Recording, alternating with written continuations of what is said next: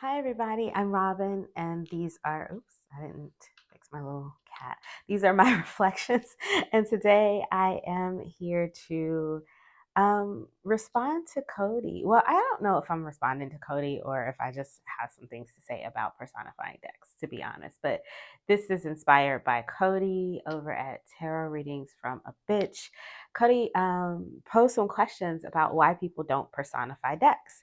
And I was looking at the list of questions and I was considering answering it because I was like, oh, I don't personify my decks. And then I started looking at my decks and thinking there are a few decks in my collection that I do personify, which led me to wonder why I personify some decks and not others.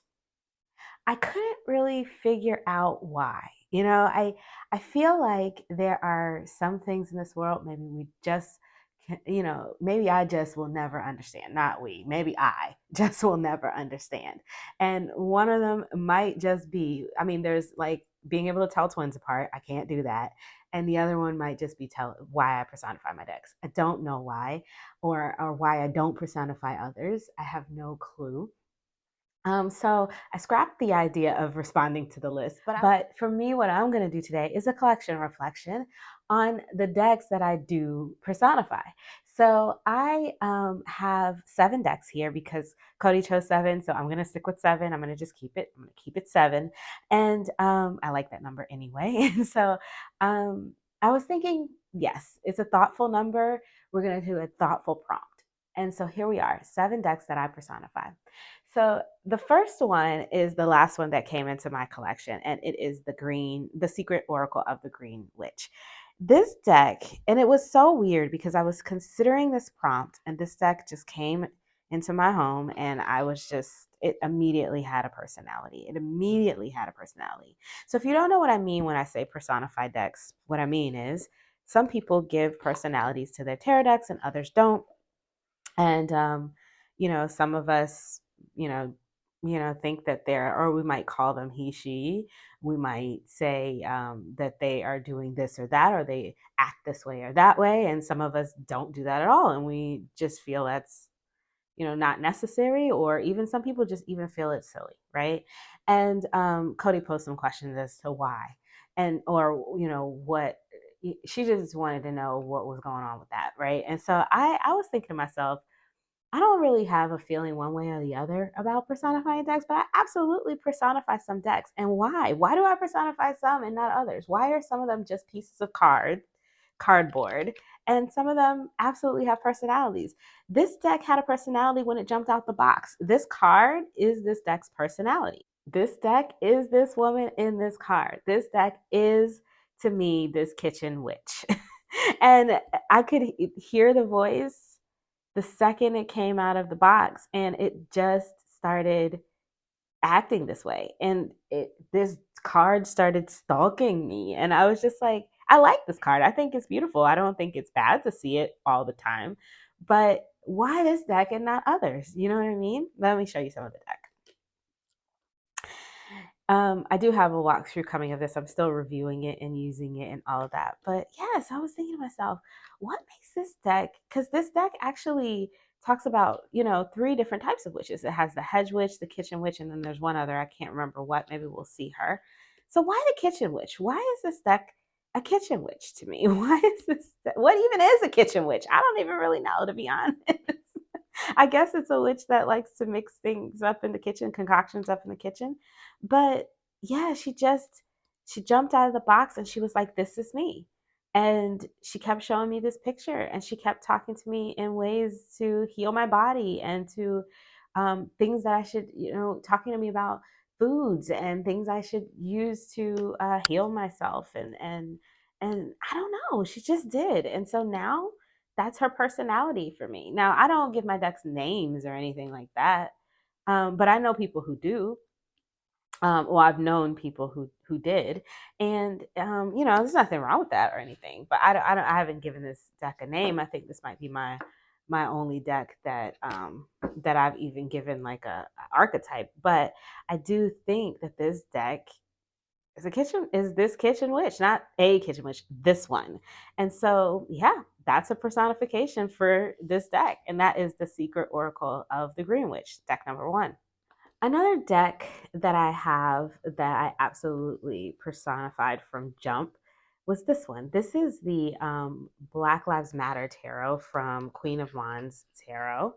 Um, this deck is what I would consider to be a scream from the top of the rafters sort of political fighter. You know what I mean? Like she just wants to talk about shit.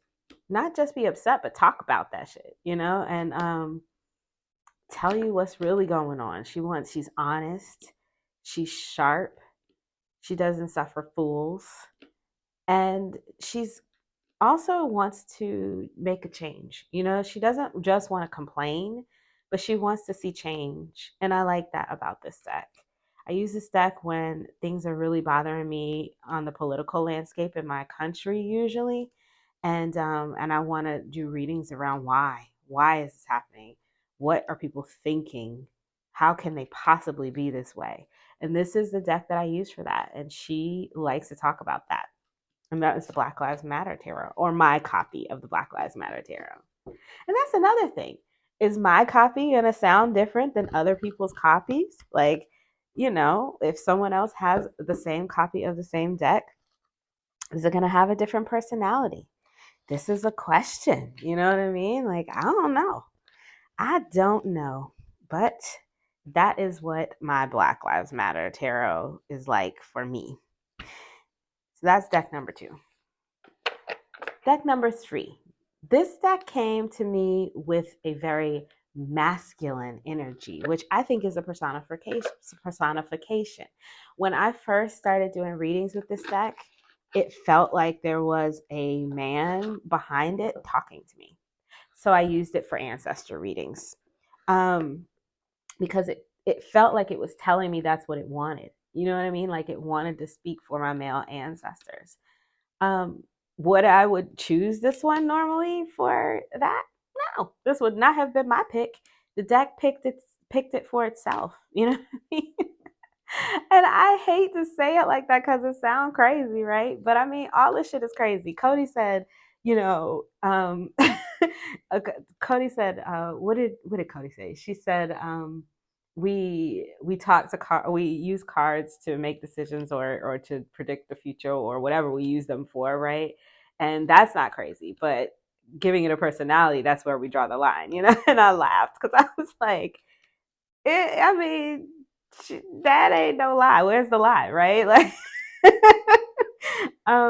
but I think that for me, this is definitely there's a man behind this deck. There's a male presence behind it. It feels like so. I use it for ancestor work, and to speak to my male ancestors, and it's been working really well for me in that way. Now, none of the male ancestors that I've known in my life look like anything in this deck, and yet here we are. And so that's Influence of the Angels Tarot. So things like this with Influence of the Angels Tarot, like that situation where, you know, it's like, okay, it's male ancestors that this deck doesn't remind me anything of my male ancestors that I know. So why is this deck giving me that energy? Why? Um, who knows, That's where the woo comes in, I think. So if you're not feeling the woo, maybe that's why people don't want to personify decks, if they're not feeling the woo. But I think that yeah, I feel I try. I'm not super woo, but I have some woo tendencies for sure. And yeah, this deck definitely is the where I've put it in my life, or where it's jumped into my life and decided to be. Um, that woo kind of took over. I did not have plans. I wanted to use this deck like a regular old deck. I did not have plans to relegate it to ancestor work, but it relegated itself almost. So that makes me think, like, how do some decks get claimed or get personalities or decide to tell me what their personalities are, maybe, and some don't, right? And where does that energy come from? Where does that energy stem from? Why does sometimes, this is the Super Lunaris Tarot, by the way, why does sometimes they have a very specific energy and sometimes they don't? And why do sometimes they have like not only a specific energy, but an actual personality, and sometimes they don't?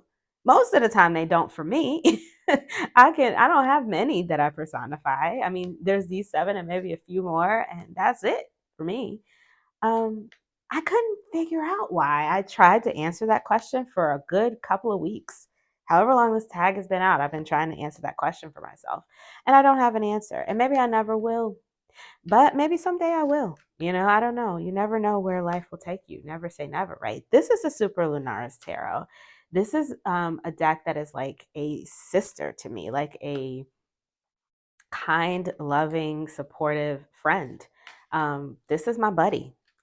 It's my homie. Me and this deck have been through quite a bit together. It supports me when I want to do readings, especially if I'm reading about things that upset me. I use this deck. I use this deck for shadow work. I use this deck for happy readings. If I want to read, um, I don't know. I use this deck for everything, but I use this deck when I'm not in a mind space to really read tarot, but I still want to read tarot. Then I know I can trust this deck to give me what I need. I know that I can trust this deck to support me even when I'm not supporting myself. So I might be doing a reading like, why do I suck? And not specifically that, right? But for instance, and the deck will be like, well, you don't actually suck, but like you're actually pretty fabulous. No, I'm just kidding. So, I mean, like, that's the kind of deck this is. It is that supportive, kind, loving, best, buddy. And that's the deck. And it came to me like that. I didn't make it like that. It came to me like that. It just revealed itself in that way to me. And so I respect it in that way. And I only use it for myself. I asked the deck, does it want to be used for other people? It told me no. I even bought a second copy of this deck to use it for other people. And yeah, it doesn't happen. But this is my original copy, and this is the one that I feel has a personality. And the other copy, I don't feel like has that same personality, which is so weird because it's the same deck, but whatever. It is what it is. Obviously, we're not going to answer these questions today. But this is the Super Lunaris Tarot, my buddy. This deck here is bitchy. For lack of a better term. Well, I didn't even try to find another term, to be honest. This deck is bitchy. It's giving me Queen of Swords energy, and not in the best way. It's that part of the Queen of Swords that nobody likes. You know what I mean? Not the nice part of the Queen of Swords, not the part that gets you somewhere, not the part that solves the issues and gets to the bottom of things. This is the part that straight up like is mean. And I find this deck to be a little mean. I find the other one to be sharp as well, the Tarot of the Abyss, but not mean. This one I find to be not mean in a mean, but mean in a way that sometimes we need to hear it. You know what I mean? So I don't use this deck that often, but I do use it sometimes, and I use it sometimes for other people when it's needed. But I tried to mix this deck with another deck just to lighten it up. Um, and it gave me attitude, but I don't care because it literally gave me attitude. And there I am personifying this deck. This deck has been personified since I got it. It has been bitchy and mean, but I feel like it's bitchy and mean in the way that Dorothy and the um and the Golden Girls was bitchy and mean, where it's like it's just that's just his personality, but it's not malicious. You know what I mean? Like, and I tried to mix it with a rose deck to give it a little. Actually, it was more like a Blanche deck to give it a little. This one, there's still some cards in here. I tried to rich it with this one. Hang on, what's the name of this? This is the Southern Oracle, and it gave me attitude. It was like, I don't want to be mixed with this, but I don't care because it's my deck and I'm gonna do what I want. And I'm not about to let this deck tell me what to do. And it's easier for me to use the deck when it's when it's when it has some levity. So I mix those two together. And this deck is a little something too. Actually, this deck is very bless your heart. You know, I don't. If you know, you know. If you know, you know. Cheeky. Cheeky as hell. That is a word that I learned overseas, living overseas, from a bunch of British people that I knew. And, I can't find another word that really, um, it really embodies what that word means better. I think that's the best word for the job, so I still use it. I've always used it, and I love it. And this deck is cheeky. Cheeky just means it can mean a couple of different things, but when I use it, I mean mischievous and quirky, but funny in an edgy kind of way, like trying to be smart, a little bit smart ass, a little bit doing some shit they don't have no business doing. Um, yeah, cheeky, and I like this one. This deck is these little ghosts are cheeky, and it reads like that. It has like a sort of a snarky kind of personality when it reads, which I'm here for sometimes. And but it's funny. It's snarky funny. It's like comedian snark, not mean girl snark or whatever. So I'm here for it. And this is the Butero. Look how cute it is. Look at these cute little ghosties. But don't pitch their cheeks because they're not gonna like that. Not with their cheeky selves. Aw. Chatty. This sucker is chatty. This is the Hocus Pocus Tarot.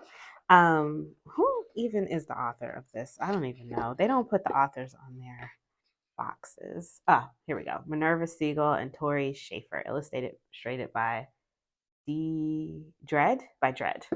Okay, so this is the Hocus Pocus Tarot. I love this deck.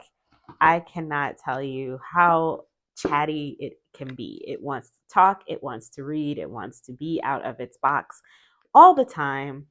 And it's effervescent, almost like Bette Midler, in that way. Chatty and effervescent, and I love it. A little bit diva, and I'm here for it. Not mean diva, just fabulous diva. Yeah, this is this is this is a chatty little deck. It likes to read, it likes to talk, it's very clear, and it wants to tell you everything you want to ask it. And I like that about this deck. And it's cute, and it brings me back to my childhood, makes me happy to see these images because this is a movie that I love and I've probably watched every year for as old as I am, from the time it came out until now. However old this movie is, I've watched it every year for that many years. So yeah, this stuff makes me happy, and it's chatty. And so I think of this as my chatty friend, my chatty little deck. And chatty is definitely a personality trait. So ooh, look at these pumpkins. So yeah, that is Hocus Pocus. And that is my final deck that I personify, that I absolutely personify, or that actually came to me with personalities. I think I didn't make this up. These now I sound ridiculous. I didn't make this up. They came to me like this. But they did. They totally came to me like this. So I don't know. What do you guys think? Do you personify your decks? Yeah, I don't know. I think I'm finished with this one, with this reflection. I think that I don't know if I'm gonna find a answer, or if I'm even looking for one, to be honest. Um, sometimes I'm going to find personalities in decks, and sometimes I'm not, and it just is what it is. I just kind of wanted to chat about it a little bit and think out loud about it. So thanks for listening to me ramble on and on about this. Yeah, so I don't know. I don't know why. And some of them come in and out of the gate, they're chatty or cheeky. I think that the imagery in this influenced the cheeky, but what about this when the tarot that comes in and gives me like a whole, not only a personality, but a picture to go along with the archetype, and the deck becomes a full archetype. Or what about this one where the imagery is not at all the matching of the personality that I feel that the deck has? So who knows? You know what I mean? Like, who knows. Everybody's different. And every deck I think is going to be different for me. And then it's the question is like, what about other people? Like, if someone else has this deck, do they feel the same way about it? Does it have the same personality? Um, like, it's so cool to think about these things. But anyways, I'm finished rambling. Thanks for listening. If you like this video, please give it a thumbs up. If you want to see more from me, you can subscribe. I release videos every few days regarding tarot and oracle. I will post Cody's video below that inspired this collection reflection.